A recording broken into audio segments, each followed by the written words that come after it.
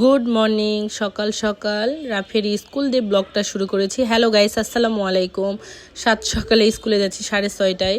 রাফিয়ার school দেরি হলে স্কুলে ঢুকতে দেবে না, দারোয়ানেরা বকাঝকা করে। প্রিন্সিপাল বলে এটা কি গ্রামের স্কুল, দেরি করে আসছে। আজকে তো অনেক কাহিনী গেটের মধ্যে, কিছুতেই মেয়েটাকে দিল না ঢুকতে। যাই হোক, রাফিয়াকে স্কুলে ঢোকার পরে আবার আমরা একটু বসছিলাম, তারপরে সবজি কিনতে গেছিলাম। ভাবিরা সবজি কিনবে, আমিও কিনেছি এখান থেকে। আর এখানে অনেক দাম সবজির, মানে এক্ষুনি জমি থেকে উঠাই নিয়ে এসছে। এত ফ্রেশ তরতাজা সব এখানকার সবজি পাওয়া যায়।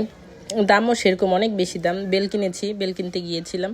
যাই হোক, বেল কেনার পরে এখানে আসছে আমি আইমান আসার খাবার কেনার জন্য। সবাই হাসতেছিলাম ভিডিও করা দেখে, মানে কেউই ওইভাবে আর কি ভিডিওর সামনে আসার জন্য মানে কমফোর্টেবল ফিল না। যাই হোক, সবাই কেবল শিখতেছি, এই জন্য হাসতেছি। আর আইমান আসার জন্য নিউট্রেলাটা দেখতেছিলাম। যাই হোক, এই যে কেনাকাটা শেষ হয়ে গিয়েছে, তো আমি আবার ভাবলাম যে এখন একটু ভিডিও করি। তো একটু ভিডিও করলাম একটা যাওয়ার মুহূর্তে আর কি। ভাবির এই পাশে বসেছিল আর ওই পাশে আমি সব কিছু যা যা কেনার কিনে ফেললাম। এদিকে স্কুল এখন ছুটি হয়ে গিয়েছে। এই তো স্কুলে নিতে এসেছি।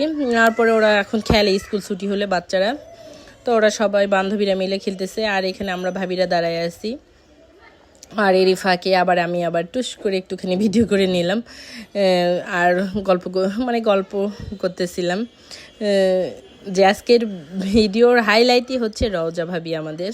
ভাবি বলতেছে শুধু আজকে আমি ভিডিওর সামনে বারবার এগুলো বলতেছি আর হাসাহাসি করতেছে। এই তো বাসায় আসার পরে তো রান্না বসাই দিচ্ছি। এখানে ভেন্ডি ভাজি করতেছি। ঢেঁড়স, আমরা তো ঢেঁড়স বলি। এত ফ্রেশ ঢেঁড়সটা ছিল, ওখানকার দামও অনেক বেশি, 120 টাকা করে। আমি আধা কেজি নিয়েছিলাম। আর পুঁই শাক সব জায়গায় 40 টাকা করে, ওই জায়গায় 50 টাকা দিয়ে নিতে হয়েছে। যাই হোক, বেল নিয়ে এসেছিলাম। এই তো গুড় দিয়ে বেলের শরবত করছি। এই বেলের শরবতটা এই গরমের সময় খাবেন, অনেক উপকার শরীরের জন্য। বেলের শরবত খাওয়ার চেষ্টা করবেন। যাই হোক, এই যে পাতিল টাতিল বের করা ছিল, ওর বাবা আবার এগুলা, রাফির বাবা আবার আমাকে উঠাই দিচ্ছিল। আইমান আসার জন্য পানি বসাইছি, গোসল করে দিব। আর এখানে এই যে পুঁই শাক দিয়ে ডাল দিয়ে রান্না করেছি। আর এই যে বেলের শরবত, গরমের দিনে বেলের শরবতটা কী যে উপকারী আমাদের শরীরের জন্য। যাই হোক, এখানে ভাত বসাই দিচ্ছি রাইস কুকারের মধ্যে।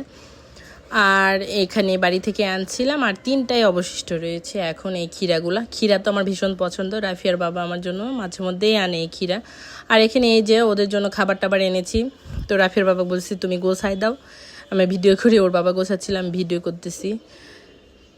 যাই হোক, এই তো দেখেন কি করতেছে, এদের ঘরের মধ্যে বন্দি করে রাখছে। আর দেখেন বিনের মধ্যে আমার ছেলে বসে আছে। এটা যদিও ইউজ হয় না এই বিনটা, আর কি কেউ আসলে টিস্যু ফেলার জন্য দেই।